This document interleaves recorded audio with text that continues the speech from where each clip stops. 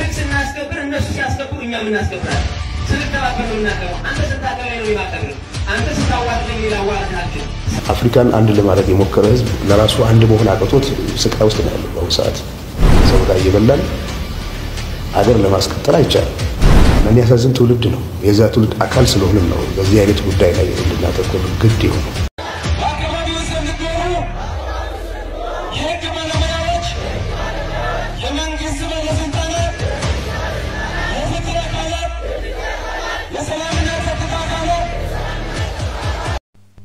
ሰላም ለእናንተ ይሁን እንደምን አላችሁ እንደምን ቆያችሁ በሌላ ሰበር ቪዲዮ መጥቻለሁኝ እንግዲህ በዛሬው ቪዲዮ እጅግ በጣም ተወዳጁ ድምጻዊ ቴዲ አፍሮ ወይም ቴዎድሮስ ካሳሁን ህዝቡ በጣም በብዙ ስቃይና መከራ ውስጥ ነው ያለው መንግስት ለምንድነው የህዝቡን ስቃይ በቃችሁ የማይለው ሰላም እንፈልጋለን ጦርነት ይብቃን ሲል ዝምታውን ሰብሯል ማለት ነው ፍቅር ያሸንፋል በሚል ልዩ መገለጫው የሚታወቀው ቴዲ አፍሮ ወይም ቴዎድሮስ ካሳሁን አሁን ባለንበት ሁኔታ የሀገራችንን ብሶትና ያለንበትን የጦርነት አዘቅት በግልጽ ተናግሮ መንግስትን ይበቃል ብሎ ዝምታውን ሰብሯል ማለት ነው ይሄንን ቪዲዮ የማሳያችሁን አንድም ደግሞ በደቡብ ሀገረ ስብከት አሁንም የኢትዮጵያ ኦርቶዶክስ ቤተክርስቲያን እየተገፋች ነው መከራና ስቃይ በስቷል አባቶች በግልጽ ወጥተው በአደባባይ እየተቃወሙ ይገኛሉ ማለት ነው ይሄንን ቪዲዮ የማሳያችሁ ይሆናል ማለት ነው እስኪ ለመጀመሪያ ይሄንን ቪዲዮ እንየው መልካም ኢትዮጵያ እንድትበለጽግ ቁጥር 2 በመጀመሪያው ቪዲዮዬ ኢትዮጵያ እንድትበለጽግ ከተፈለገ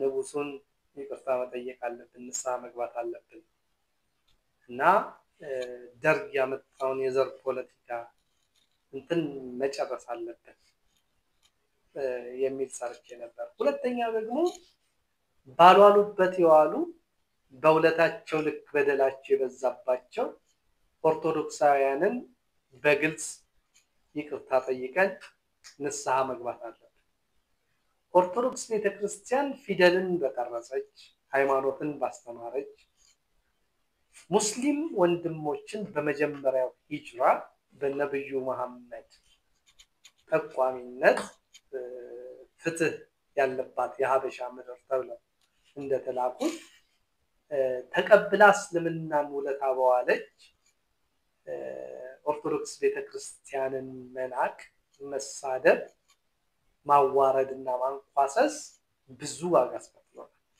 የተወደዳችሁ እኔ ፕሮቴስታንት እንደሆነ ይታወቃል ነገር ግን ኦርቶዶክስ ቤተክርስቲያን ለኢትዮጵያ የዋለችውን ውለታ አልክድም የአስተምህሮ ጉዳይ የዶግማና የቀኖና ጉዳይ ሊኖርብኝ ልዩነት ሊኖረን ይችላል ነገር ግን መቼም የማረሳው እኔ ያደረገችኝ ይሄንን ባህል የሰጠችኝ ይሄንን ውበት የሰጠችኝ ድንቅ ቤተክርስቲያን ባለውለታዬ ኦርቶዶክስ ቤተክርስቲያን ነች ኦርቶዶክስ ቤተክርስቲያንን እንደ ጠላት ያያየ by the way ኦርቶዶክስ ቤተክርስቲያን ለሙስሊም ወንድሞቼ ባለውለታ ነች ለዚህ ምስክሬ የሙስሊሞች ታላቁ ነብይ መሐመድ ናቸው መሄጃ ባጡ ጊዜ ፍትህ ያለባት ሀገር ብለው ኢትዮጵያን ይላቋቸው በነገራችን ላይ በእስልምና እምነት ውስጥ ከመካና ከኢየሩሳሌም ቀጥሎ ሶስተኛዋ ቅዱስ ከተማ ቅዱስ ሀገር ኢትዮጵያ ነች ይሄንን የመሰከሩት ነብይ ናቸው መዲና የመዲና መገለጥ የመጣው ከመጀመሪያው ሂጅራ በኋላ ነው ስለዚህ ለእስልምናም ባለውለታ ነው ኢትዮጵያ ኦርቶዶክስ ቤተክርስቲያን ስለዚህ ኦርቶዶክስ ቤተክርስቲያን በጣም አታክ ያደረገን ሰዎች የተሳደብን ሰዎች ክብሯን የነሳን ሰዎች በተገቢው ክብር ቦታ ስናስቀምጥ ከጠላትነት አውጥተን እንደ ታላቅ ቤተክርስቲያን ስንመለከታት ያን ጊዜ መጓተቱ ይቀርና የበረከት ምንጮች መፍለቅ ይጀምራሉ ስለዚህ ልክ ከኃይለ ሥላሴ ኩል ንስሐ መግባት ያለብን ኦርቶዶክስ ቤተክርስቲያን በተመለከተ ለሰራነው ስህተት ነው ባይዘው ኢትዮጵያ አመዳም የሆነችው ንጉሷን የገደለች ጊዜ ካህኗን ያሰደደች ጊዜ ነው ያም የደርግ ፔሬድ የተወደዳችሁ ኢትዮጵያ ትባረካለች ኢትዮጵያ እንድትባረክ ግን ስለ በደሏ በአደባባይ ንስሐ መግባት አለባት እግዚአብሔር ኦርቶዶክስ ቤተክርስቲያን ይባርክ። እስልምናን ስላቆየችልን ክርስትናን ስላቆየችልን እስልምናና ክርስትና በሰላም የሚኖርበትን አትሞስፌር ስለፈጠረችልን ስለዚህ ሁሉ ኦርቶዶክስ ቤተክርስቲያን እናከብራለን። ልክ ንስሐ ስንገባ ያን ጊዜ በረከታችን ይጀምራል። ወንድማችሁ ጌዲዮን ከፕሮቴስታንት እምነት። ወንድማችን ጌዲዮን እንዳለው የኢትዮጵያ ህዝብና ሀገሪቱ ሰላም እንድትሆን የምንናፈቃት ሀገር ተስፋ የምናደርግበት ሀገር እንድትሆን ከተፈለገ ሀገር ተብላ በተጠራችው በኢትዮጵያ ኦርቶዶክስ ተዋሕዶ ቤተክርስቲያን ላይ የተደረገው በደልና ግፍ የተፈጸመው ሁሉ ኃጢያት ንስሐ ያስፈልገዋል። ይቅርታ ለተጠየቀ ይገባል። በአደባባይ የተደረገው ሁሉ ዘለፋና ትችት ነቀፋ ያለ ስሙ የተሰጣት ስም ይቅርታ የሚያስፈልገው ንስሐ የሚያስፈልገው ነውና ከዚህ በደል ንስሐ እስካልገባን ድረስ ሀገሪቱ ሰላም አትሆንም ብሎ በደንብ ገልጾታል ማለት ነው። ጌዲዮን እጅግ ልብ እናመሰግናለን። የኢትዮጵያ ቤተክርስቲያንን ከንፈራቸውን ያላቀቁባቸው ሰዎች ሁሉ ንስሐ ሊገቡ ይገባል። ያኔ ሀገሪቱ ሰላም ትሆናለች። ንጉሱን ንስሐ ልንጠይቀለት ይቅርታ ልንለው ይገባል ብሎ ድንቅ በሆነ መልኩ ገልጾታል ማለት ነው። የኢትዮጵያ ኦርቶዶክስ ቤተክርስቲያን ላይ ያለ ስሟ ስም የሰጡ የአማራ ቤተክርስቲያን ናት፣ ነፍጠኛ ናት፣ እንዲናት ብለው ያለ ስሟ ግብር ያወጡላት ሁሉ ይቅርታ ሊጠይቋት ንስሐ ሊገቡ ይገባል ማለት ነው። እስኪ ድምጻዊ ቴዲ አፍሮ የተናገረው አንድ ንግግር አለ፣ በጣም ድንቅ ንግግር። ይሄ ንግግር ብዙ የመንግስት አካላትን አስቆጥቷል። ለመሆኑ ቴዲ አፍሮ ምንድነው ያለው? አፍሪካን አንድ ለማድረግ የሞከረ ህዝብ ለራሱ አንድ መሆን አቅቶት ስቃይ ውስጥ ነው ያለው። በአሁኑ ሰዓት ሰውዳ እየበላን አገር ለማስቀጠል አይቻልም። የሚያሳዝን ትውልድ ነው። የዛ ትውልድ አካል ስለሆነ ነው በዚህ አይነት ጉዳይ ላይ እንድናተኮር ግድ ይሆናል። ከምንም በላይ አንድ ህዝብ እንደ አገር ሲኖር ብዙ ጊዜ የተለፋበት የተቀባበለ የትውልድ ቅብብል ውጤት ብዙ ዋጋ ተከፍሎበታል። በተለይ የኛ አባቶች የከፈሉት ዋጋ እንደዚህ በቀላሉ የሚጠቀስ አይደለም። በጣም ጨዋ ሰዎች ነበሩ። በጣም ግንዛቤያቸው ሰፊ ነበር። የመረዳት አቅማቸው ከፍተኛ ነበር። በጣም የሰለጠኑት አገር ልጅ ላይ ያሉት ሰዎች ጭንቅላት የሚፈትሽ ስራ ነው የሚሰሩት የነበረው። በጀግንነት በጦር ሜዳ ብቻ ድል ያደረጉ ሰዎች አይደሉም። የመንግስታቱ ማህበር ጉባኤ የፈተኑ በሀቅ የቆሙ በወረቀት ላይ የተፈረመውን ነገር ለማስፈጸም የጸኑ ጨዋ ሰዎች ነበሩ። ፈትሸዋቸዋል፣ በርብረዋቸዋል። እነዛን ሰዎች እኮ እንዲህ አይነት አባቶች ክብር ሳይሰጣቸው የምንኖርበት ሀገር ላይ እንዲህ አይነት ልጆች ሊፈጠሩ አይችሉም። የሰውዳ እየበላን ሀገር ለማስቀጠል አይቻልም። ይሄ ነው እንደ ሀገር የገጠመን ችግር ብዬ የማምነው። ወጣቶች ወዴት እንደሚሄዱ የሚያሳይ ደግሞ ያለፈው ክፍል እነሱ ላይ ያተኮረ አካሄድ የለውም እና መጀመሪያ ሀገር ማዳን ነው ቅድሚያ የሚሰጠው ነገር። ሁሉ ነገር ቅደም ተከተል አለው። የመጀመሪያው ምንድነው? ኢትዮጵያዊነትን ማዳን ያስፈልጋል። ኢትዮጵያዊነት ካልዳነ ማንም ይኖርበት ሀገር አይፈጠርም እዚህ ቦታ ላይ። ስለዚህ ኢኮኖሚያዊ ለውጥ ሊመጣ የሚያስፈልገው ነገር ለማድረግም ህዝብ መተባበር አለበት። አድዋ ላይ በአንድ ላይ ያዘመትከውን ኃይል በዛ ኃይል ወደ ልማት ለማሳተፍ ይቻላል። መንገዱም ይሄ ነው እና እንደዚህ አይነት ያካሄድ ጉድለቶች አሉ። ሁለተኛ ልጆች ተምረው ተሻሽለው መለወጥ ይፈልጋሉ። ወጣቶች መንገድ የሚያሳያቸው ይፈልጋሉ እና የሚያሳዝን ትውልድ ነው። የዛ ትውልድ አካል ስለሆነ ነው በዚህ አይነት ጉዳይ ላይ እንድናተኮር ግድ ይሆናል እና ለወደፊቱ ለሀገር የምመኘው ኢትዮጵያ ልጆቿ የተባበሩባት ሀገር፣ ለሀገር የለፉ ሰዎች የሚከበሩበት ሀገር፣ ለሀገር የለፉ ሰዎች ሲከበሩ ለሀገር የሚያስከብር ስራ የሚሰሩ ልጆች መፈጠር ይችላሉ። ከምንም በላይ ግጭቶችን አስወግደን በይቅርታና በምህረት በፍቅር በአንድነት ይሄንን መሰረት ያለው ህዝብ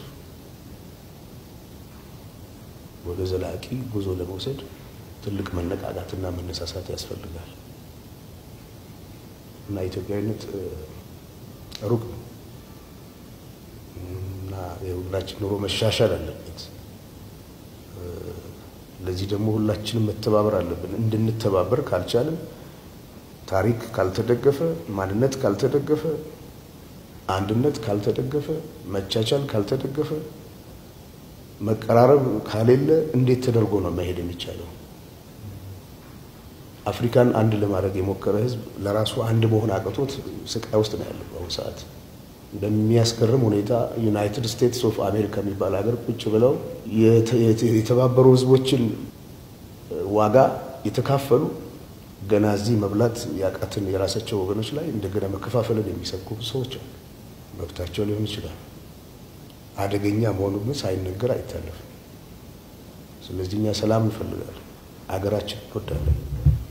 ኢትዮጵያዊነት ቀለሙ እንዲዘባረቅ ተደርጎ እንደቀረበው አይደለም፣ ረቂቅ ነው፣ የሚጠቅም ነው፣ ለኛ አይደለም ለሌሎችም የሚጠቅም ነው። እና አይደለም ኢትዮጵያኖች ተባብረው ለኛ መሆን ብቻ አይደለም፣ በጽኑ እንቅልፍ ለወደቀው ለሰፊው አፍሪካም ትልቅ አቅም የሚሰጥ የሚያፈናጥር ህዝብ ነው። እንዳይራመድ ሆኗል። ይሄን ማዳን ደግሞ የኔም እናንተም ሁላችንም ተግባር ነው ብያለሁ። ድምጻዊ ቴዲ አፍሮ እውነትን እውነት የሚል ስለ እውነት የሚኖር ሐቀኛ ሰው ነው። በዚህም የተነሳ ነው ንጉሱ እየተባለ በብዙ ሰዎች ዘንድ ተወዳጅነትን ያገኘው ማለት ነው።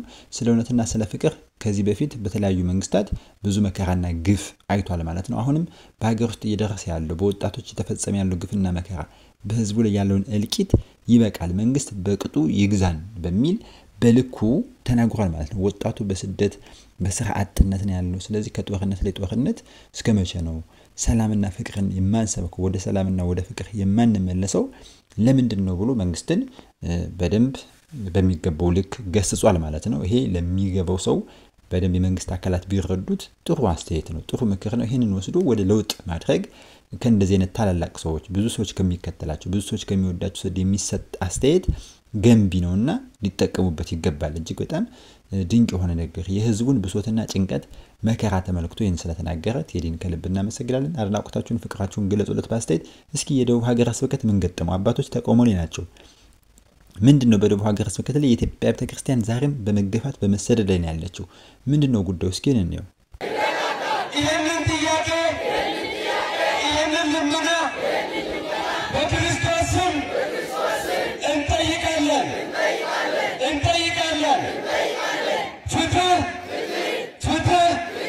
ፍትህ ለጎፋና ለባስኬቶ ሀገረ ስብከት ማህበረ ምዕመናን በአካባቢው ውስጥ የምትኖሩ የህግ ባለሙያዎች፣ የመንግስት ባለስልጣናት፣ የፍትህ አካላት፣ የሰላምና የጸጥታ አካላት